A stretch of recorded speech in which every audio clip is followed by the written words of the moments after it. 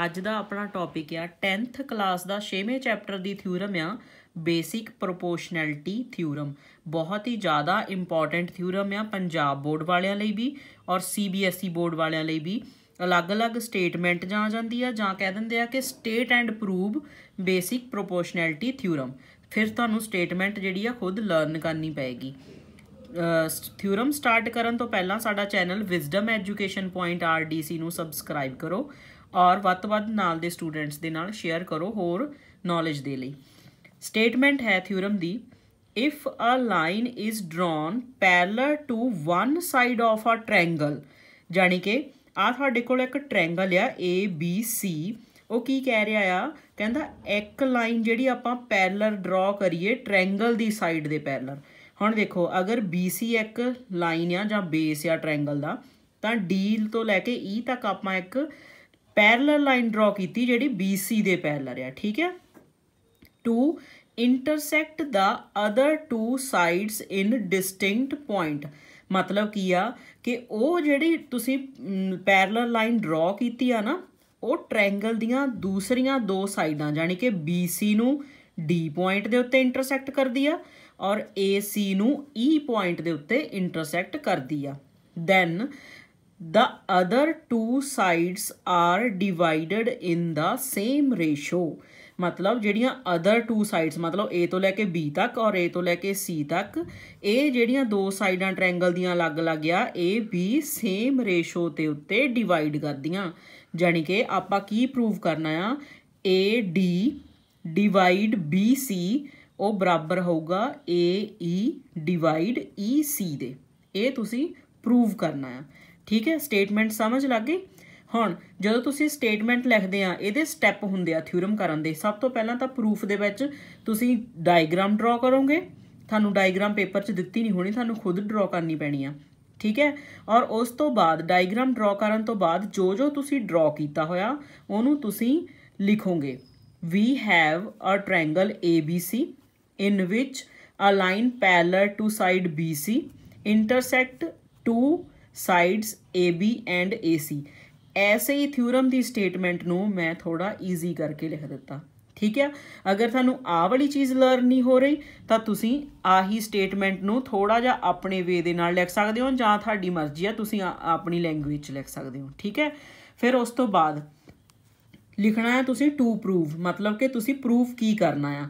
ਮੈਂ ਤੁਹਾਨੂੰ ਦੱਸਿਆ ਕੀ ਪ੍ਰੂਫ ਕਰਨਾ, AD divide DB is equal to AE divide EC। ਇਹ ਤੁਸੀਂ ਪ੍ਰੂਫ ਕਰਨਾ ਹੈ, ਠੀਕ ਹੈ। ਜਦੋਂ ਆਹ ਚੀਜ਼ ਲਿਖ ਲਓਗੇ ਇਹਦਾ ਵੀ ਇੱਕ ਨੰਬਰ ਆ, ਓਕੇ। ਸਟੇਟਮੈਂਟ ਦਾ ਇੱਕ ਨੰਬਰ, ਅਗਰ ਉਹਨਾਂ ਨੇ ਨਹੀਂ ਦਿੱਤੀ ਹੋਈ ਉਸ ਤੋਂ ਬਾਅਦ ਗਿਵਨ ਔਰ ਪ੍ਰੂਵ ਲਿਖਣ ਦਾ ਇੱਕ ਨੰਬਰ। ਫਿਰ ਤੁਸੀਂ ਸਟਾਰਟ ਕਰੋਗੇ ਆਪਣੀ ਥਿਊਰਮ ਕਿ ਪ੍ਰੂਫ ਕਿੱਦਾਂ ਕਰਨਾ ਹੈ, ਓਕੇ ਜੀ।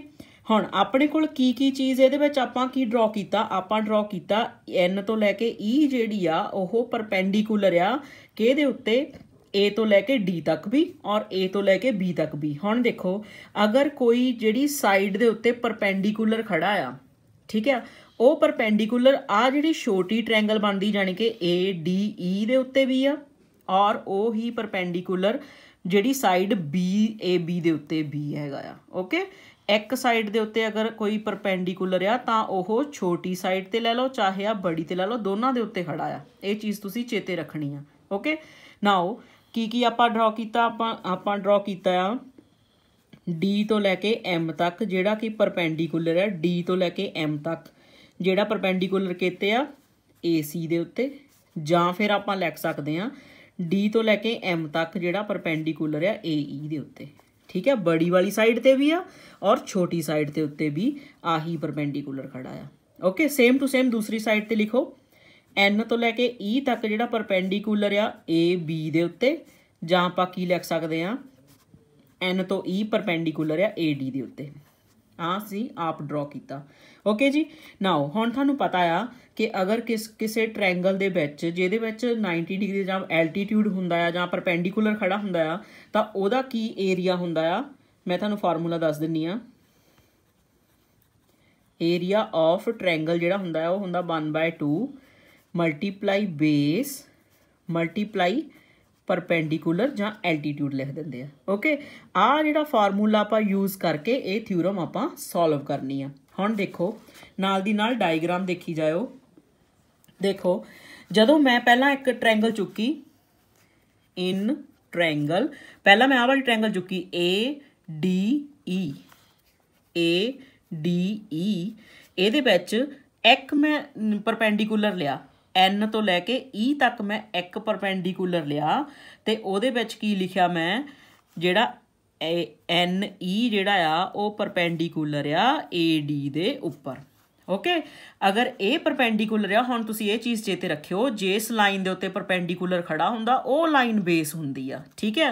तो एरिया इहदा किन्ना हो जाएगा, एरिया ट्रायंगल ADE दा हो जाएगा is equal to half multiply base. मैं तुहानूं की दस्सिया कि जिहदे उत्ते परपेंडिकुलर खड़ा आ ओह चीज़ बेस हुंदी आ, मतलब कि A तो लैके D तक बेस आ, ठीक है।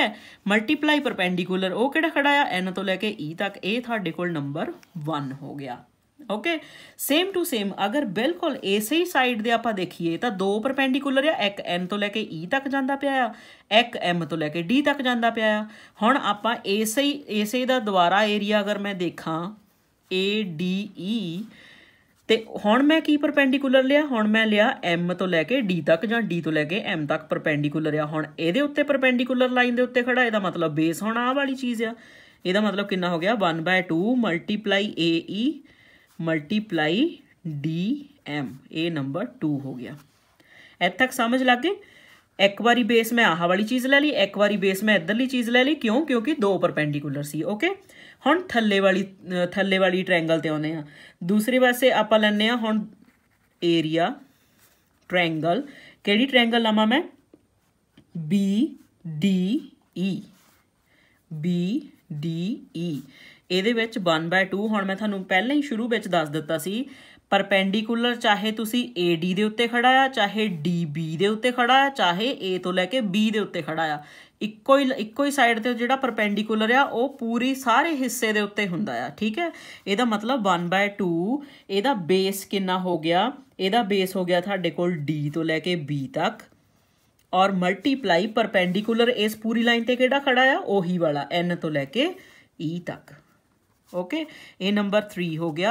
हुण एरिया लास्ट जिहड़ी ट्रायंगल आ CED is equal to half, ओही वाली बिल्कुल ओही लॉजिक लगा के EC बेस आ और ये उत्ते पूरी लाइन के उत्ते परपेंडिकुलर किहड़ा खड़ा आ D तो लैके M तक, ये नंबर 4 हो गया। ओके 1/2 बेस मल्टीप्लाई परपेंडिकुलर वाली आपां थ्योरम के अकॉर्डिंग फार्मूले के अकॉर्डिंग आपां 4 आपां पॉइंट बना लै।